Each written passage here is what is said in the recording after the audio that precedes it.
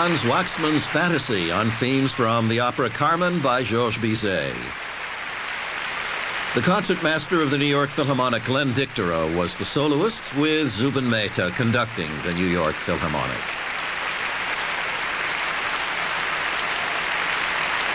And a handshake with Charles Rex, the concertmaster for this evening's program, the associate concertmaster of the New York Philharmonic.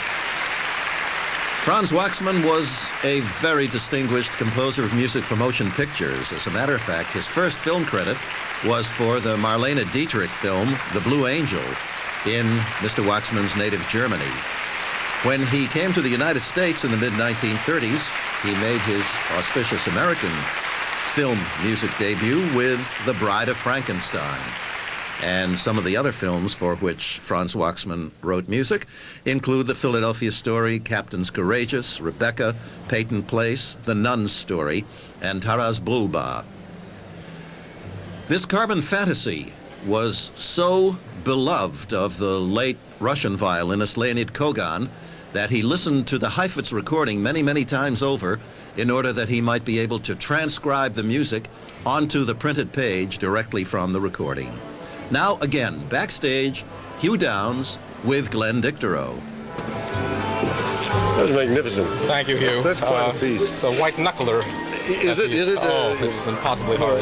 It's the one that people do not play the most. There's another edition of this, the Sarasate, which is an earlier edition. And this is, but most people do not play this piece. It was written in the 40s. Yeah, now Waxman, I got to go back a little way. You studied under Jascha Heifetz. Yes, I did, for about a year. Didn't he persuade Waxman to do this extended version of this fantasy? Well, originally now, it was scored for the movie Humoresque. Right. And I think that Heifetz and Waxman were very close.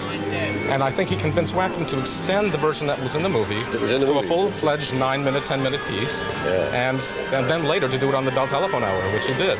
And he included it in his repertoire. I was wondering, did you touch on that at all with Heifetz when you were studying with him? Actually not. That was one of the pieces we did not cover. Probably had his own secret edition. He didn't. It was very personal to him, I know, and they were very close. Speaking of Humoresque, and the John Garfield movie. Yes. I understand it was the fingers of Isaac Stern, wasn't it? Yes, it was an amazing, because it really looked like John Garfield was playing. And he must have been coached very well by somebody quite competent, because he actually looks like he's playing, except that it's Isaac's fingers doing the moving, and of course the playing on the soundtrack. Now you grew up in a kind of crossed cultures of movies and music. It's true. My father was. And your father was in the LA Philharmonic and played studios, and as a matter of fact, he might have even played the orchestral part of the Humoresque. And you've done work for movie soundtracks. A few, yes. What is your opinion of that? That's an outlet for composers and orchestras and everything. Well, is there some great music coming out of movies? Absolutely. John Corliano, who was the son of the ex-concertmaster from the New York Philharmonic, is a marvelous composer. He's composed Altered States and other such movies. We just completed a movie with some violin solos in it called She Devil. I hope I'm not giving any advertisements here for movies, but I do that occasionally. Yes, right. You were wasn't the Turning Point? I was in Turning Point. Right. I did that back in the 70s. That's right. There were quite a few violin solos in that as well, and I finally got a screen credit for it. You did? Yeah, I think it was the first screen credit given. Do you like doing movie soundtracks?